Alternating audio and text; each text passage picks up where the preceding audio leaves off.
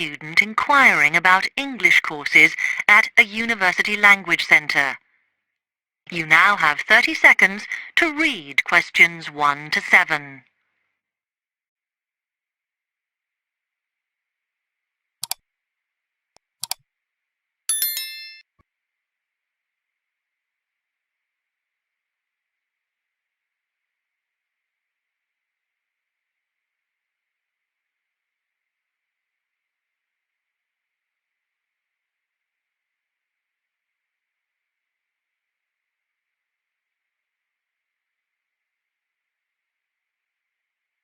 Hi, I've come to ask about the English courses you run for international students. Oh, right. I assume you're a student at the university. Yes, I've just started. Okay. Well, we've got a range of courses. It depends what you think you need and how much. Oh. We can't run everything at the same time, though. So, for example, in this first term, we are just doing a writing course. I see. That sounds quite useful. What else is there? Some of the courses only run for single terms, and we tend to focus on what students have difficulty with. That means we don't usually do speaking courses, but next term you can do listening. Oh. That'll help you with lectures and things. Our provision is all based on what the majority of our international students need. So is everything term-based? There's nothing that you run all year? Well, let's have a look. Yes, there is a class for vocabulary and grammar every term. That's for everybody, but it's split into 3 or 4 levels. And what about in the holidays? We don't do anything during the winter or spring break. Oh. But over the summer, there's just general classes because that's what most students want. A bit of everything. Mm-hmm. Okay, quite a variety then. I'll have a think about what I really need because I haven't got much time. Do you have about 20 students in each class, the same as our science seminars? We try to keep it at about 12, and certainly not more than 15. Mm-hmm. It's important for language classes. They're very different from your normal courses. Right. And how much are the classes? The rate varies depending on how many hours you attend, but you shouldn't have to pay. Usually, the department will fund you and even sort out which classes you need. Brilliant. It would be quite useful for me to have a certificate to take back to my country. Do you put us in for exams? Yes, but we don't like them to clash with your main course exams in June, so we run them in May. Oh. That leaves you time for revision. Do I have to sign up for something now? I'm not quite sure what I want. Classes haven't quite started yet, so you've got time to decide what you do. All we insist is that you sign up before week 5. That gives you about 3 weeks to decide. Okay. You now have 15 seconds to read questions 8 to 10.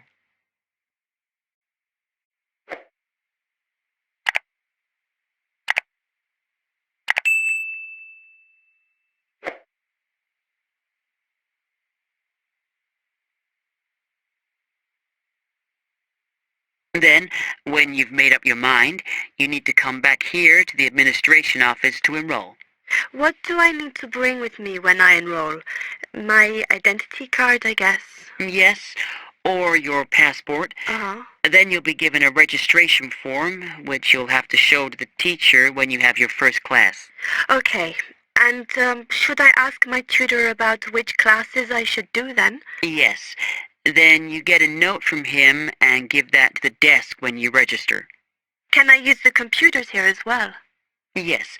You'll be given a password when you go to your first class, so remember to bring a disk with you to save your work on, as you won't be allowed to save it on the hard drive. Okay. Will I need anything else? Dictionary? We've got loads of those here that you can borrow, but you'll need a notebook as we don't provide paper or files. Okay. Thanks. Section 2. You will hear a man giving some information about transport in London. You now have 30 seconds to read questions 11 to 15.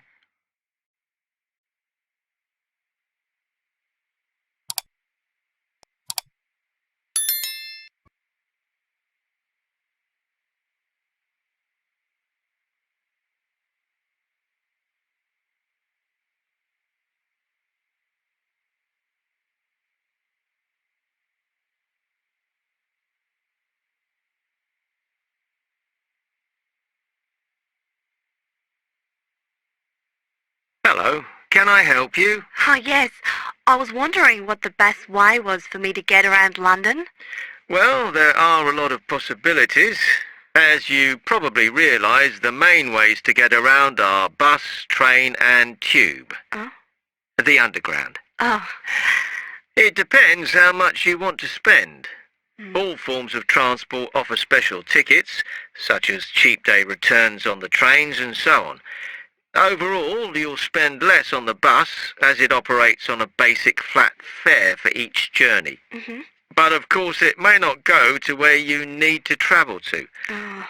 The mainline trains only operate in the outlying areas, though a few cross London, whereas the tube has stations which are placed in central areas of the city, close to the main sites and shops. Mm. Obviously there are more bus stops, but you will probably have to change buses to get where you want, which can be inconvenient. You will find that the buses are mainly in the central areas, but some tube lines go quite a long way out of London, so you could use this for longer journeys. Mm-hmm. Having said that, the tubes do get very crowded, so you should use the train if you want to sit down. It does depend where you're travelling to. Well, I'm living on the outskirts, but I have to travel into London to college every day, and then around London when I'm here. Okay, so time is going to be an issue for you. Mm. The tube should be fast crossing London, but quite honestly, there are so many delays that it's not very efficient. Again, the train has fewer stops, so is probably your quickest option to get to and from college. Huh. Of course, which service you use might depend on how frequent it is. I mean, the trains might only be every 20 minutes or whatever, but a timetable is published to save you hanging around. Oh. There are a lot of tube trains at busy times of day, but fewer at other times, whereas the buses run every 5 minutes through most of the day, and there are night buses. But you'll need to check out your route first. You now have 30 seconds to read questions 16 to 20.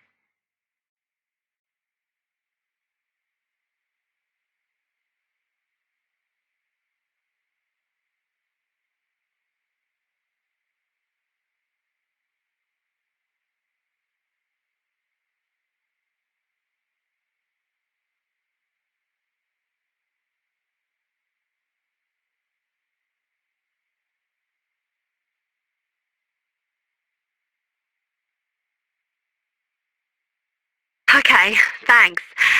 How can I get from here to Hackney then? Right, well, you can choose. We're here at the information office, okay? Now, next to us, on the corner of the High Street and Sweet Street, is the bus stop, opposite the bank. Uh-huh. The bus goes all the way to Hackney, but it is a very indirect route, so it could take ages. Oh. If you want to take the train, walk down the High Street towards the city, go past the bank, and on your left is the station, just before you get to the post office. There's a mainline service to Hackney Wick, so if you need to get into the centre of Hackney, you may need to pick up a bus when you get there. Opposite the post office, on the corner of Hart Lane, is the tube entrance. You'll see the big signs. That's probably the best way to get there, though you may have to change.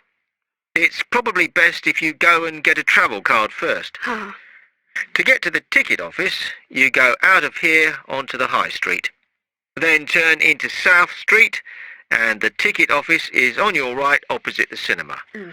Of course, you may decide it's quicker to take a taxi. But it's a long way, so I think it'll be very expensive. If you do want to get a cab, then the rank is outside here, just opposite the office. Section 3. You will hear two medical students, Caitlin and Hideki, discussing options for courses. You now have 15 seconds to read questions 21 to 23.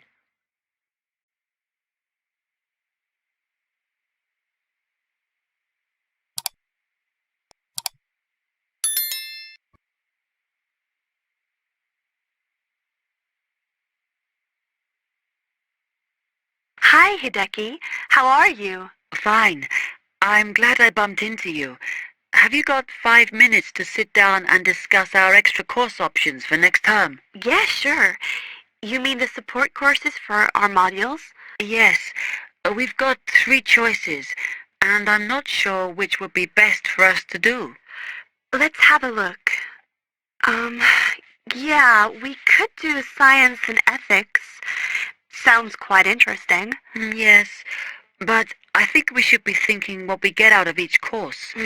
So, science and ethics, there's a lot of reading and research to do. And I don't think it comes up in the exams, does it? I'm not sure. Oh, I see we have to do assignments and we get our score from that. But what it would do is to force us to get better at doing essays and reports, organizing them and using the right kind of language. Might be worthwhile. Yeah, you're right. An alternative is the pharmacology prelim course. Oh. I think it's in case we want to go on to transfer to pharmacology at the end of the year, because lots of students do. So it depends what we want to do in the future. But apparently, they send you off to find out about various companies and the differences between their products. It would give you lots of practice in investigative studies and analysis. I think I'd quite enjoy that. Yes, I see your point. Then the other option is reporting test results. Sounds a bit boring. Not sure why they have a separate course just for that. Well, I could certainly do with some help in that. Because if you go out into industry, that's what you'll spend most of your time doing. So it's got a very practical application. I think I'm going to go for pharmacology. Me too. You now have 30 seconds to read questions 24 to 30.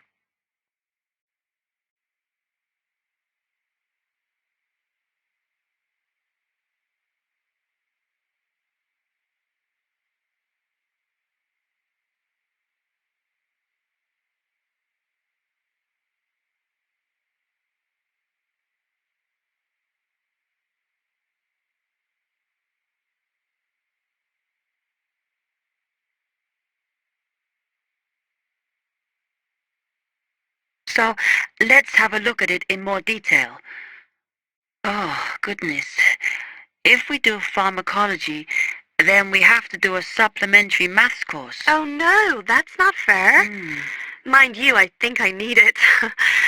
Does that mean we have twice as many lectures? No, this maths is only a short course. The chemistry department are responsible, and they do it in the 3rd term. So we've got all next term to settle into the pharmacology bit. Oh, I find the tutor makes a real difference. Some of them make chemistry so easy, and some of them I can't understand at all. Like that one we had from Oxford University. Oh. Mind you, the one on this course should make sense because he's a lecturer who's coming in for a few weeks from industry. So at least it'll be linked to the real world. Yeah. The project we have to do on this pharmacology course is huge, and it doesn't give us much time. We have to make a decision about what we want to do on the project as soon as we start in January, and then hand in our plans before the end of the month. Doesn't give us much time to sort out what's possible or not. I mean, doesn't the scale of our project depend on what resources we can have? Like what equipment we can use? I suppose so, though I think there's plenty available. For example, it says that if we need to do any experiments, then we can use all the equipment in the new lab, as long as we book it. Oh, okay. It's slowly beginning to take shape for me. I think it'll be a good course. I'm just worried that I get enough support to do it. I think you'll be okay. And the tutors are always available if you get stuck. Actually, it says that if you're not sure, then in December, they'll be running 1 or 2 additional seminars. So I might go to those. Actually, what's quite interesting is that at the end of the course, when our project is completed, then we have to do a presentation on it. Oh. I think that's quite good practice. A bit scary, though. Well, It shouldn't be too bad, as they say that we can do it in pairs. Spread the load, as it were. Oh, good. I have done presentations before, but I'm always very nervous. And is the presentation what we're assessed on, then? Let me look. It says that we have an interview and we get a mark for the whole course depending on how well we do in that. Oh, right. Okay, so Section 4. You will hear part of a lecture on cities of the future. You now have 30 seconds to read questions 31 to 37.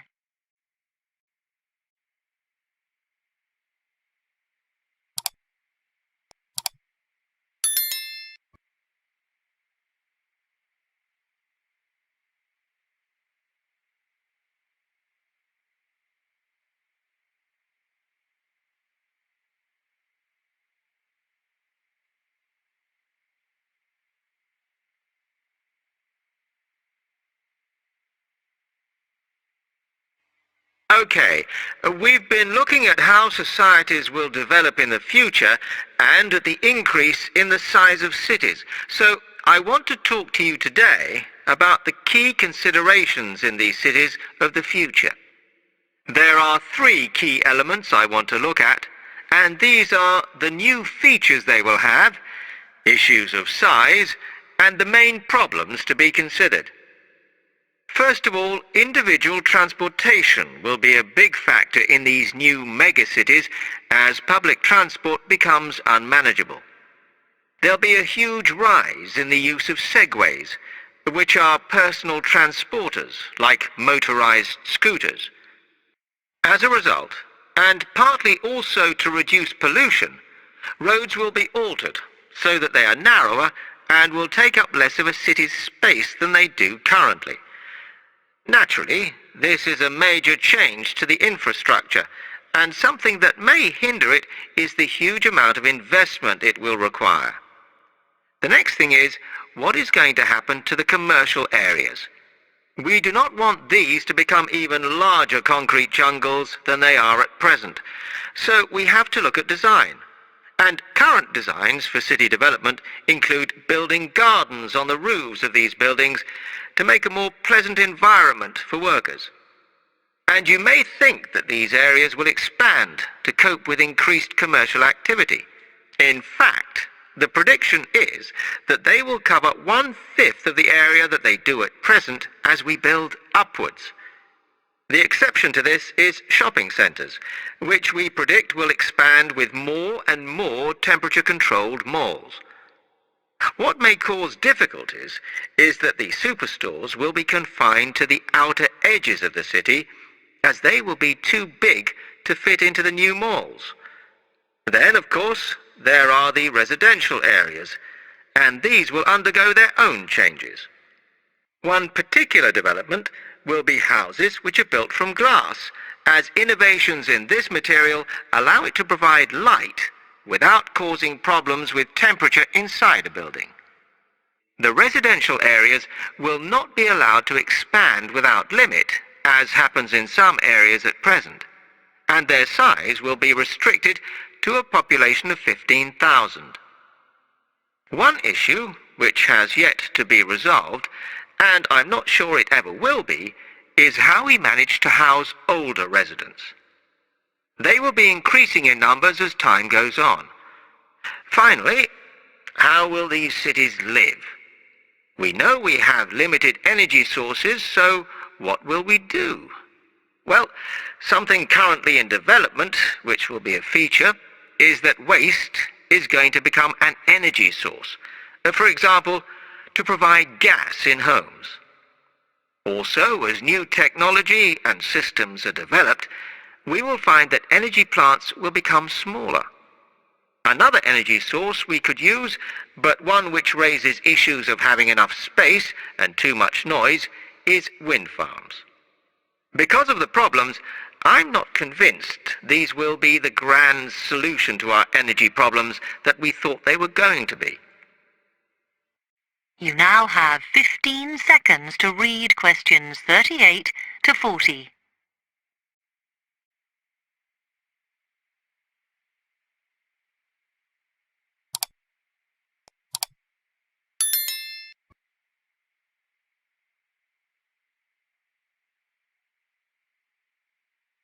Now, moving on to looking at the social aspect of cities, we need to look at housing and how people will live. Cities currently have flats in the centre, populated by single people and wealthier residents, and families tend to move to the outskirts. In the future, the centre of cities will see a dramatic change. We will see many more examples of cooperative buildings. This is where people join together to form a company that owns the building they live in. And despite continuing shortages, there will also be a rise in the provision of retirement homes in city centres so that the elderly can have easy access to hospitals and shops. Recently, we have seen a levelling off in the growth of private housing, and I think that will not change. But we are likely to see more social housing, as far fewer people will be able to afford to own their own homes. Okay, now, if anybody has any